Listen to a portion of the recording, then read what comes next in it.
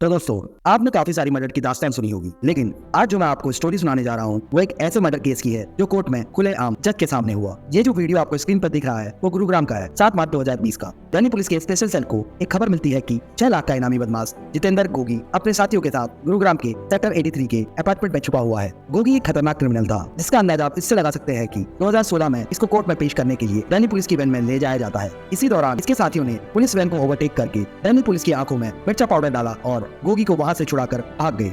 इसके बाद उस पर 6 लाख का इनाम रखा गया। ये तब से ही फरार था। फिर ये खबर आई ये गुरुग्राम में है, तो 6 मार्च को करीब 80 पुलिस वाले और कमांडोज बस में बैठकर रात को ही गुरुग्राम पहुंचते हैं और 7 मार्च को सुबह 5 बजे उस अपार्टमेंट को चारों तरफ से घेर लेते हैं। फिर पुलिस स्पीकर पर अनाउंस करती है कि गोगी के लिए कि गोगी जो कि एक इनामी बदमाश है और इस अपार्टमेंट में छुपा हुआ है, वो अपने हाथ ऊपर करके सरेंडर कर दे और जान से मारे जाएंगे। इसी दौरान 3 से 4 लोग इस अपार्टमेंट की बालकनी में आते हैं और उसमें से एक इंसान वीडियो बनाने लगता है। वो जितेंद्र गोगी का ही आदमी होता है। वो वीडियो इसलिए बनाता है क्योंकि उसे डर था कि अगर वो पुलिस के सामने जाएगा तो पुलिस उसकी जानबूझकर एनकाउंटर कर देगी। इसी के डर से वो वीडियो शूट कर लेता है। फिर वो नियंत्रण नीचे आता है और उसे गिरफ्तार कर लिया जाता है। उसके साथ उसके कुछ दोस्त भी थे, कुछ हथियार भी बरामद हुए। फिर उसे अदालत में पेश किया जाता है और उसे रोहरी जेल में शिफ्ट कर लिया जाता है। मार्च 2020 से ये जेल में बंद था। इसी दौरान उसे अलग अलग केस के लिए कोर्ट में ले जाया जाता था। फिर 24 सितंबर को उसका एक केस लिस्टेड था रोहरी की कोर्ट नंबर 207 में। ये NDPS कोर्ट था जहाँ सिर्फ और सिर्फ ड्रग्स के केसेस की ही सुनवाई होती है। तो वहाँ के जज अमनदीप सिंह थे। रोहरी जेल से करीब सुबह 10 बजे जेल की वैन में गोगी को पुलिस की निगरानी में रोहरी जेल से रोहरी कोर्ट ले जाया जाता है। उसके मुकदमे में तय समय था।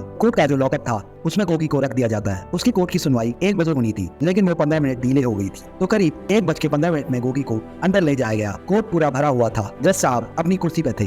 गोगी पूरी तरह से पुलिस की प्रोटेक्शन में था, लेकिन जब वो कोर्ट रूम में दाखिल हुआ तो जो पुलिस वाले उसकी सुरक्षा में थे वो कोर्ट रूम के बाहर जाके रुक जाते हैं, क्योंकि कोर्ट रूम के अंदर पूरी फोर्स नहीं जाती। तो अंदर बस 1-2 पुलिस वाले ही गए। तो जब गोगी कोर्ट रूम से दाखिल होता है तब जज साहब किसी दूसरे केस की सुनवाई कर रहे थे। तो गोगी इधर उधर देखकर अपने लिए बैठने की जगह तलाशता है। तो उसी दौरान उस कोर्ट रूम में वकील की ड्रेस में 2 लोग और भी मौजूद थे। तो जैसे ही जितेंद्र गोगी खाली जगह की तरफ बैठने के लिए बढ़ता है, वैसे ही वकील की पोशाक वाले दोनों आदमी उठकर खड़े हो जाते हैं और अपनी जेब से ऑटोमेटिक पिस्टल निकालकर गोगी पे बेहिसाब शूट करने लगते हैं। गोली की आवाज सुनते ही लोग इधर उधर भागने लगते हैं और इस इंसिडेंट के करीब 2 फीट की दूरी पे ही जज साहब बैठे थे। ये सब कुछ जज की आंखों के सामने हुआ। तो गोली चलाने के बाद ही हड़कंप मच गया। पुलिस की टीम आई। दोनों कातिल भागने की कोशिश कर रहे थे, लेकिन सामने से ही पुलिस आ जाती है। करीब 30 से 40 राउंड गोलियां चली। फिर पुलिस के एनकाउंटर में दोनों कातिलों की मौत हो जाती है। तो दोनों कातिल और गोगी तीनों की लाश कोर्ट पर पड़ी हुई थी। फिर उनकी बॉडी को फौरन डॉक्टर के पास ले जाया जाता है और हॉस्पिटल में उन्हें मुर्दा घोषित कर दिया जाता है। फिर इन दोनों लोगों की पहचान होती है,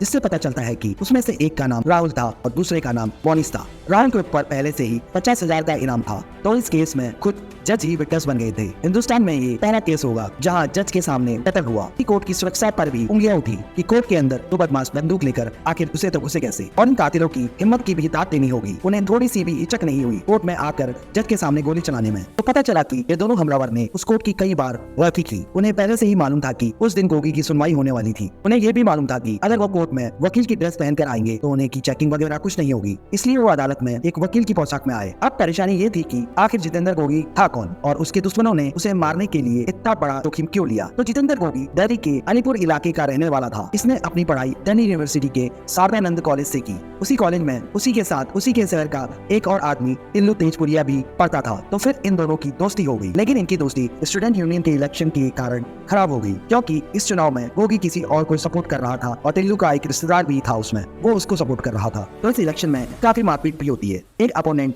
दूसरे को जीतते नहीं देख पाता। इन दोनों की दोस्ती में इसी को लेकर दरार आई। तो इस इलेक्शन के रिजल्ट में टिल्लू का जो रिश्तेदार था वो हार गया, जिसकी वजह से इन दोनों में और भी दुश्मनी बढ़ गई। इन दोनों की सेपरेट गैंग बन गई और वहीं से ये दोनों जुर्म के रास्ते पे चल पड़े। गोगी ने वसूली, दूसरों की जमीन हड़पना, इन सब चीजों से शुरुआत की। फिर एक समय आ गया कि इन लोगों को जान से मारने की सुपारी भी लेने लगा और टिल्लू भी इसी लाइन में था। अब कॉलेज तक तो ठीक था, लेकिन कॉलेज के बाहर भी इन दोनों में कंपटीशन होता है कि सबसे बड़ा गैंगस्टर कौन बनेगा। ये भी एक बात थी कि 2010 से लेकर 2020 तक इन दोनों के गैंग से करीब 80 से 100 लोगों की जान गई, सिर्फ इन दोनों की आपसी लड़ाई की वजह से। इन दोनों की गैंग में 40 से 50 लोग थे और धीरे धीरे ये और बढ़ते गए, लेकिन लड़ाई अब भी कायम थी। इन दोनों की आपसी लड़ाई में इनके गैंग के काफी लोग मारे जाते थे। इसी दौरान टिल्लू पकड़ा जाता है और तिहाड़ जेल चला जाता है। फिर गोगी भी पकड़ा जाता है और उसे टोरी की जेल में भेज दिया जाता है। अब ये दोनों जेल में थे, लेकिन इनका धंधा बाहर अब भी कायम था और ये जो छूटा हुआ कोर्ट में उसका हुक्म भी टिल्लू ने ही दिया था। वो जो 2 लोग वकील बन के आए थे वो टिल्लू के ही आदमी थे। तो तिहाड़ जेल में बैठकर उसने गोगी का मर्डर कर दिया। ये काफी हैरानी की बात है, लेकिन आजकल की कड़वी सच्चाई ही यही है। अगर इंसान जेल में है तो वो अपना काम और भी आसानी से कर सकता है और उस पर कोई पकड़ जाने का डर भी नहीं होता, क्योंकि वो ऑलरेडी जेल में होता है। ये लोग अपने गैंग के लोगों से जेल के अंदर से ही कांटेक्ट करते हैं। इसमें जेल ऑफिशियल का भी हाथ होता है। जेल में जैमर होने के बावजूद भी लोग अपने गैंग से कांटेक्ट करते रहते हैं और इसी की वजह से टिल्लू फ्रूटमैन के साथ गोगी का मर्डर करता है, वो भी इतनी हिम्मत के साथ अदालत में, तभी जज के सामने, जहाँ जज बस 2 फीट की दूरी पे थे। तो यह थी एक ऐसे केस की कहानी जहाँ खुद जज भी विटनेस बन गए। और भी ऐसी इंटरेस्टिंग कहानियों के लिए सब्सक्राइब करें हमारे चैनल को, वीडियो को लाइक जरूर करिए, शेयर कीजिए अपने फ्रेंड्स के साथ। Thank you for watching the video guys, bye bye.